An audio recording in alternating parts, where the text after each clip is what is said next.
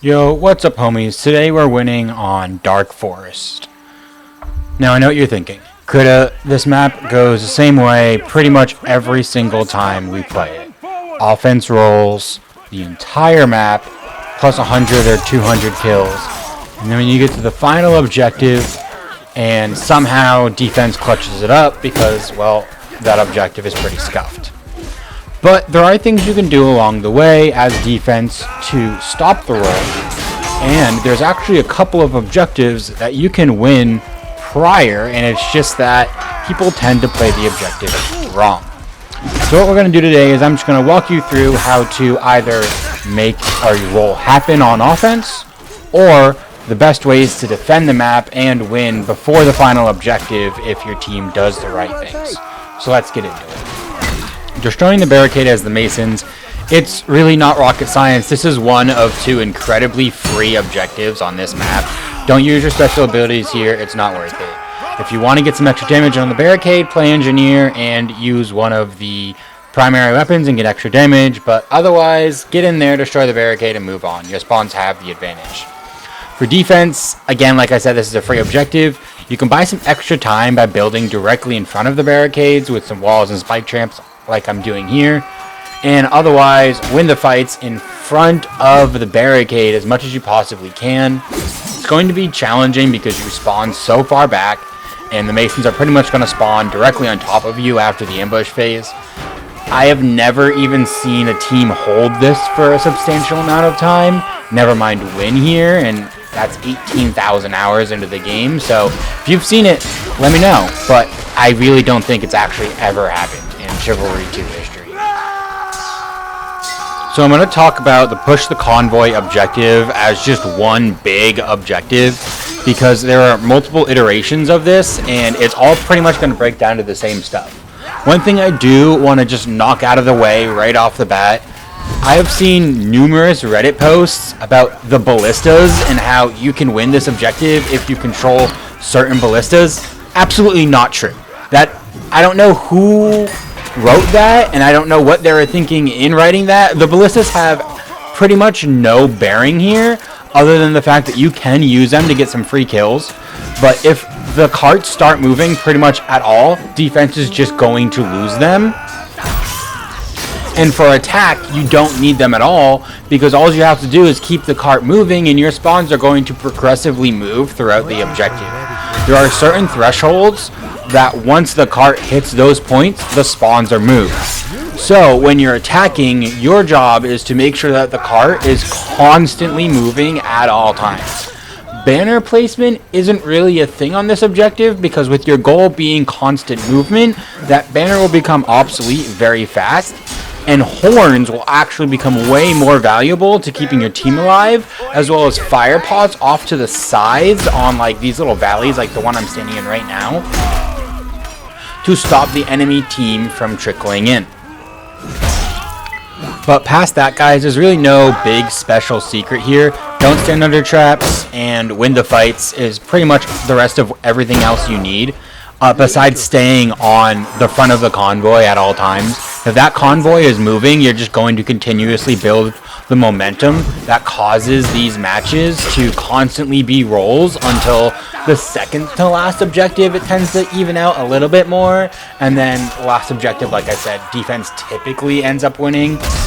But like I said, just stay on the cart, keep it moving at all times, keep those spawns continuously moving up, and that will force the defensive team to trickle all match long. Not enough. Now for defense, obviously this is going to get a little bit more tricky. I kind of experimented with this one because I hadn't played engineer on these parts before, because I kind of just accepted what it was, right? But then I started making these guides, and now I need to figure out what the answer is. And I actually figured out a couple of things. One of them is you gotta stop the momentum and keep the enemy team off the carts, and obviously that is progressively harder as the match goes. So you want to build along the sides of the road, because once the cart hits the walls, those walls are immediately knocked down. But if you build along the sides of the road and the cart pushes up next to them, you will be able to stop the enemy team from being at the front. Then you can get numbers by standing at the front and then eventually going around the walls yourselves and taking the cart. Also, for this ballista here, if you do want to kind of just camp out on the ballista, if you're that Redditor who thinks that those ballistas actually matter, build yourself up this little fort and just sit here and farm some free kills if you're one of those kind of players. Now, some more things I would like to mention is one of them, your life becomes so much more important on these objectives than it does on the other ones. And not trickling becomes incredibly even more important on these objectives because the spawns are constantly moving. So if you find yourself with only maybe one other teammate, or if you find yourself alone, just fall back. Fall back, let it move, regroup with your team, push back onto the cart, and kill the enemies, right? Win the fight is what we're going to come back down onto. There's a couple of key choke points along the road. This is one of them, this bridge, and then the gate right there is like right as the convoy stops. Those are really good parts to stop the cart, regroup with your team, and hold them for a long time, if not actually winning it here on this objective. I have seen one at this bridge area before. The bridge kind of forms a natural choke point that you can make even tighter with engineers. And this is where banners end up becoming useful on this objective, because if you have the stop here, those banners will actually become useful, again, along with horns. And fire pots, I like to put kind of where the catapult's at, because that stops the masons from coming onto the front of the cart and actually pushing it, or it just gets you kills, right? And like I said, right here, this gatehouse is a very good spot to build. It's right before it ends, so build up some walls, stop the enemy team from progressing and doing exactly what me and my team are doing here, and we're just hanging out at the back of the cart, me gumming up here trying to push the enemy back a little bit. Capturing the gatehouse is where it might become a little bit difficult for offense if defense is doing the right thing and what they should be doing to actually hold this objective. Now, this isn't always the case because sometimes defense just doesn't do the right thing and they fight off to the sides, which they shouldn't. But anyways, as offense, you want to be fighting in the middle. The key thing to take here is that the capture zone is in the center where you see the flag icon. Your banners should be going on either the entrance, outside on the little ramps, like past where the supply crate is. The outer portion of that is a very good spot for a banner because the enemy, one, isn't going to see it. And two, they're not going to be able to attack it, and it will still have its radius, or it will heal your team up. Past that, fire pots where the defensive team is entering on, and horns when your team is gathered. For defense, I'm building right at the entrance here of the gatehouse, and this is where you can stop the momentum and the steamroll on defense. It is so crucial that you don't do the very popular thing. You see all my team right there, all of them running off the wall. We're still technically on the convoy objective, but I stopped earlier to build. Don't fight on those sides. Fight where I'm fighting, right here. And if they're coming up, let them. Win the fight, push them back to their spawn, make them come all the way back up those ramps. Don't worry about pushing those ramps down. Stay on the gatehouse, banner down in the center for defense, and win the fights you can win there.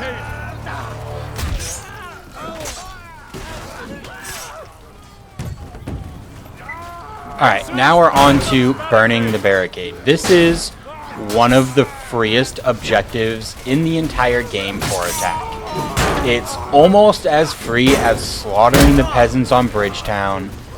It's actually quite ridiculous. I did figure out a couple of tricks, so I do have tips for defense to be able to buy some time here. But for attack, the best thing that you can do if somehow your team is struggling, grab a torch, wrap around to the back of the bridge, and throw it on to the wooden barricades from behind. Realistically, those barricades shouldn't even stop the convoy from moving, but it's just a bunch of sticks in the ground. But past that, it's easy. Don't waste your special abilities here. You don't even have to win the fights. You just have to run around the guys and throw a torch and then die right after if you want to. It really just doesn't matter. It's that simple for attack. You don't even have to destroy these barricades here on the side. Run up, throw a torch over all their heads, and get this ridiculously free objective. Easy as cake.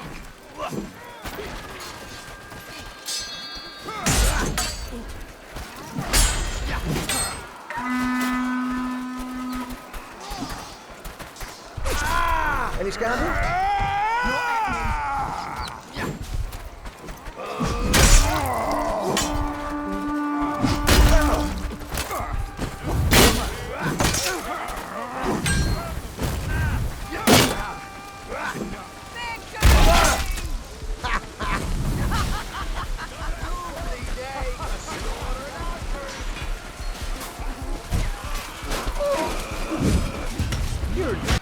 Defending the barricades' defense is ridiculously hard because it's pretty much it is a free objective. So you can do this. What I'm doing here, I did block 3 or 4 torches with these walls. So if you really are close on the timer and you just want to buy a little bit more time so that when you get to the next objective, you might be able to win it, or when you get to the Duke, you know, it's just even easier to win there. This is the only thing you can do. I wouldn't waste your special abilities here either. But besides those walls, if you've already got them up, just go out and win the fights. If you can, it's tough here. The spawns aren't too bad. So like if you can keep the enemy behind that wall structure, that would be ideal. But you're still not going to stop 1 or 2 flankers from getting through and dropping some torches on you. You're just not going to be able to do it. The area is too open. Affirmative! Quick tip, I did discover on this match you can use bandages to drop traps. Alright, so the destroy the gate objective is going to come down to the catapults and how well you can control both of them. You should use the right catapult to keep down the Agathian catapult directly across from it. And then you should use the catapult on the left to destroy the gate. You can carry petards up and deal damage to the gate that way, but then you run all the way up next to their spawn and you're going to just be overextended. Even if you do get a petard in, you're dead immediately afterwards. So, where I am doing it here, it is something you can do. And I will also state, I was doing this in a pretty small lobby. It was like 15v15 or something, and catapults just weren't even being used. And I wanted to go out and fight as well.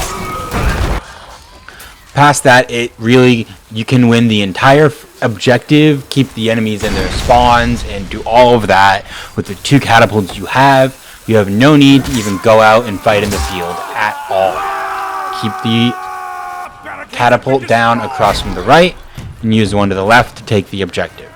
For defense, you need to alternate your only catapult shots between the other 2. To hit the catapult on the left, you needed a 60% crank. So, hit R, let it crank up halfway, and then hit R one more time, and you will have the crank you need to hit the catapult across. For the catapult that is on the right side for Agatha, look directly at it, use the icon as your guide because it's hard to see with the hills and everything on the map, and you need a 90% crank. That is all the way until the very last button press. If you need to see what a 90% crank looks like, you can reference my Lion Spire video. If you're not a catapult user, you can do what I'm doing here and build these walls.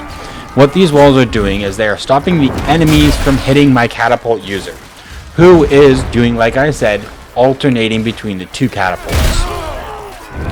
I have defended here a few times, and it single-handedly came down to how good of a catapult user we had.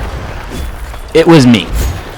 But besides that, I got like 50 kills that game off the catapult alone. It was amazing. And we defended here. Controlling this catapult wins you the objective, but you have to do a little bit more than that on defense. You have to use your own men and take down one of theirs. If you can take down one of theirs by fighting on it and take down the other one by keeping them down with the catapult, they will never get this objective, I promise you. Alright, killing the Duke as Mason. This is really tough, I will admit. And unfortunately, the tips pretty much come down to the same ones that I have for all of the VIPs. Fire pots, fire pots, fire pots. He will be pretty much sitting in the back on this throne area the entire time, unless you're playing on West and the Duke happens to be my buddy Arabian Zoro who runs around and fights, of which good luck killing him because he is an incredibly good player.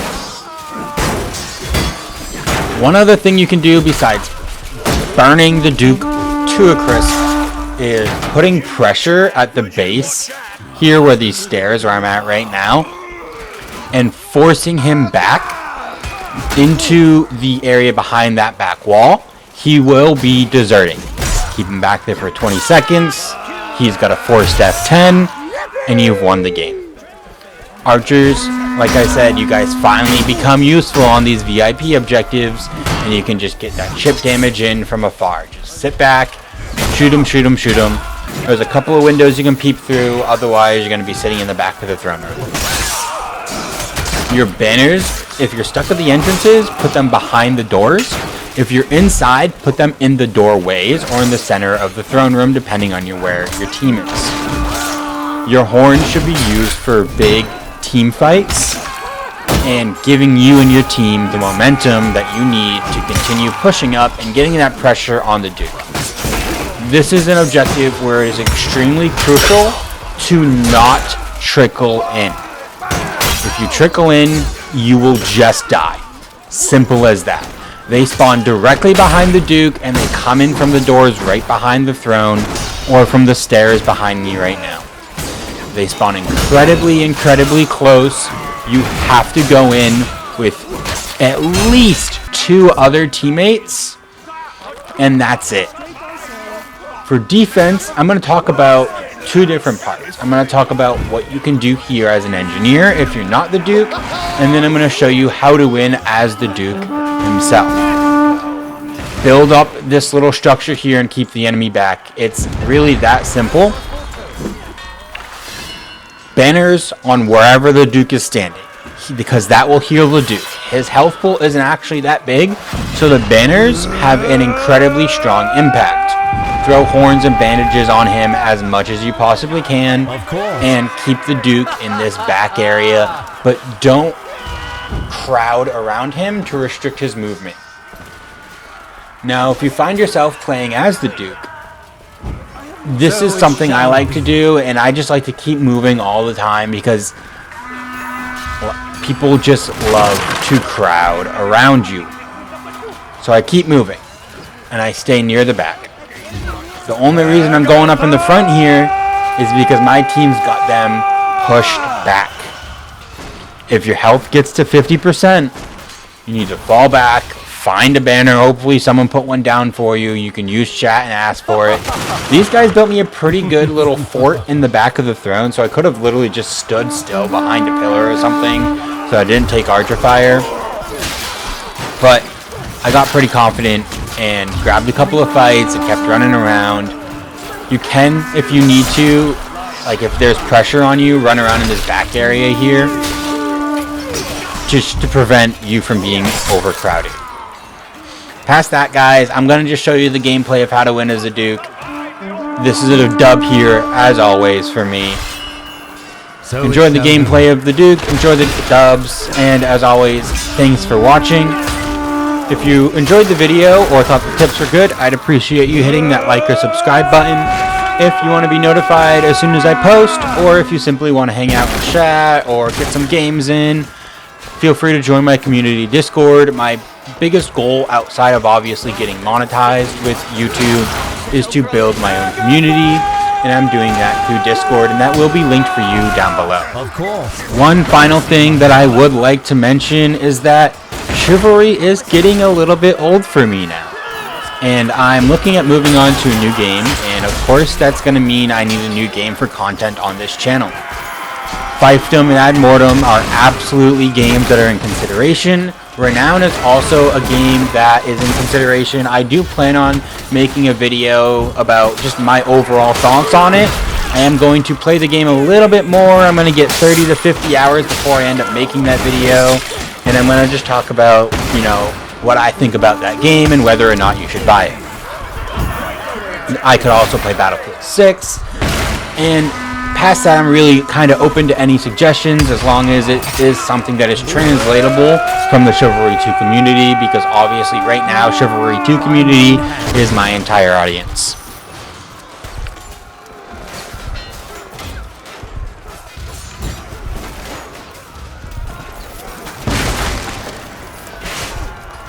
Keep by my side!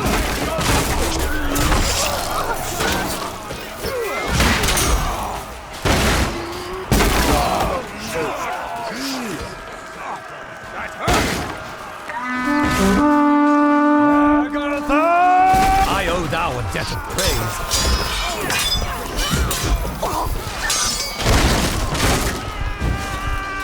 We must not get within striking distance of the door. Give me back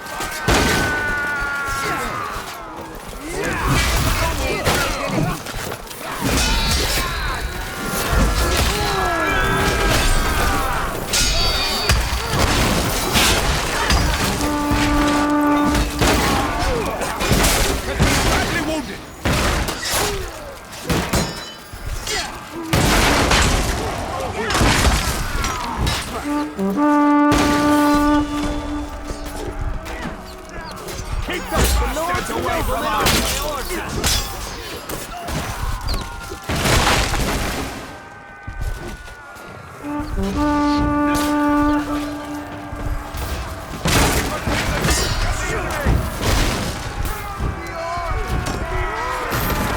Our Duke has been badly wounded! Our Duke has been badly wounded!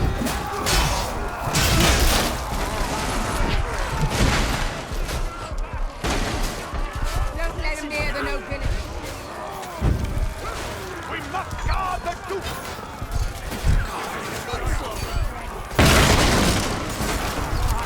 Our Duke has been badly wounded!